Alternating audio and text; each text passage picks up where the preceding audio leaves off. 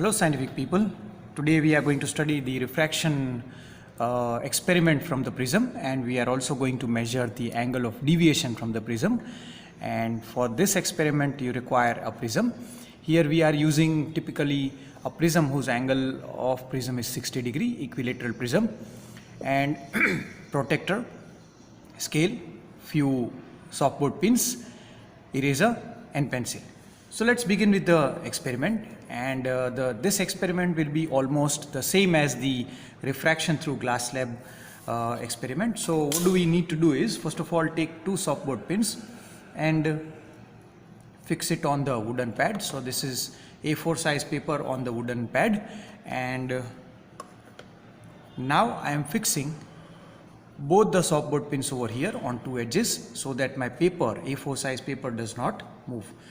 Now these softboard pins, put it aside, the all rest four softboard pins you would be requiring. Now what am I going to do is, I am going to put this prism over here, and then I am going to mark the outlines.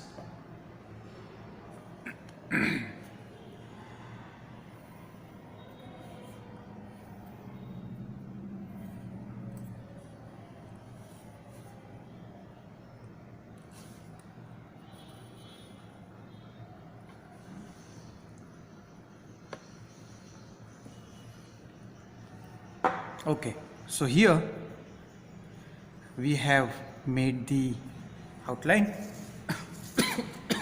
Pardon me. Now we are going to make an incident ray, and the incident ray, say for example I wish to make the angle of incidence is 60 degree. I choose this point to be the point of incidence. So this part of the protector, I need to put it over here.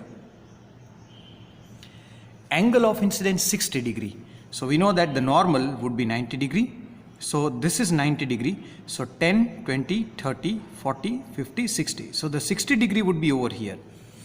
We are not measuring the angle from here, otherwise it would be 30 degree. We are measuring the angle from 90 degree to 30 degree. That's why it is 60 degree. Mark a point on 90 degree as well. Now this would be your normal, and this would be the angle of incidence, right? Okay.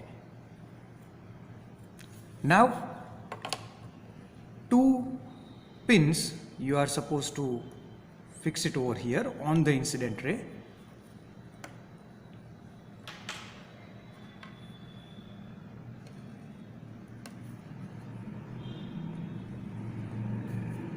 Now put the prism back over here at its marked position.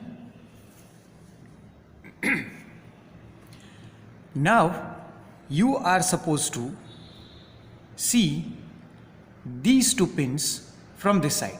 They will be visible to you. And now I will be seeing the pin, these two pins from this side, because this is the incident ray, that would be the refracted ray, and the emergent ray would be somewhere over here. So I need to see the pins from here. And you need to see it very carefully with one eye closed to avoid the parallax error.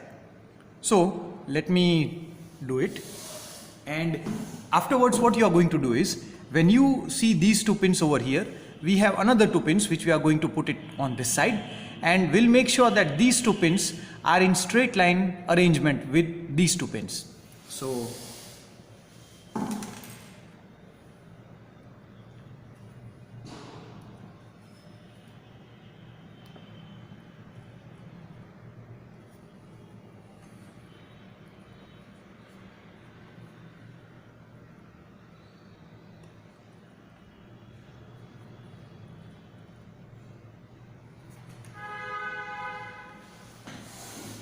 okay, so now these two pins, when I was looking at these two pins from this side, because this is the emergent ray which is coming to my eye, so I would be seeing these two pins in this line, and now these two pins I have attached in such a way that all these four pins are visible in a straight line. Let's see it.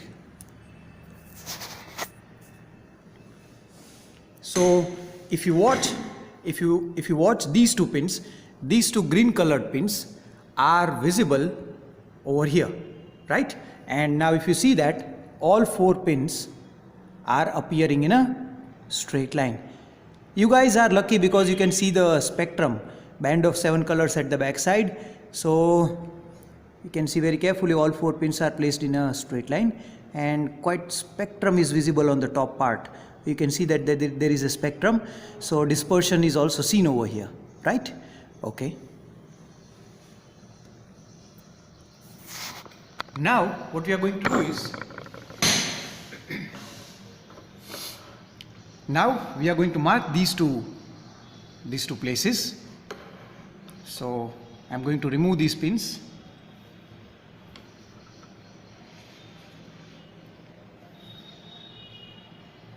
Now we'll put the prism aside. Now no need of these pins also. These 2 points join with a straight line over here. This will be your emergent ray, and from here the normal is at an angle of 90 degree. So this will be the angle of emergence, this is the angle of incidence. Now I am going to join these 2 points, and this would be my refracted ray. Incident ray, refracted ray. Now you can see that it is, instead of going straight, it is bending towards normal due to the refraction.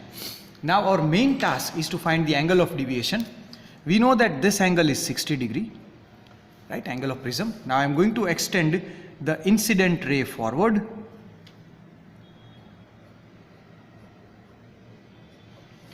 and I am going to extend the emergent ray backwards. So I get this angle, that is called angle of deviation. So let's measure with the help of a protractor. Okay, how do you measure this? See, make sure that this point is falling over here, so like this, and the angle of deviation, this line matching with this line, and the angle of deviation is just over 40 degrees. It is approximately 42 degrees. So the angle of deviation for the prism is 42 degrees, right? And I kept the angle of incidence as 60 degree. If you just want to measure the angle of incidence, I had kept it 60 degree. So when I kept this angle 60 degree, I got the angle of deviation is this. Let me measure the angle of emergence as well. So angle of emergence with respect to the normal, 10 degree, 20 degree, 30 degree, 40 degree. You can see that from here 90 degree, this is 10, 20, 30. Now I am mistaken, it is, yeah, it is the same only, 40. No, 35, sorry, because this is, these are the gap of 5. So this angle is 35 degree. Right? So this was the experiment about the dispersion, the refraction through prism. Hopefully you have understood this. If you have any doubts, you can comment in the doubt section. Thank you for watching the video.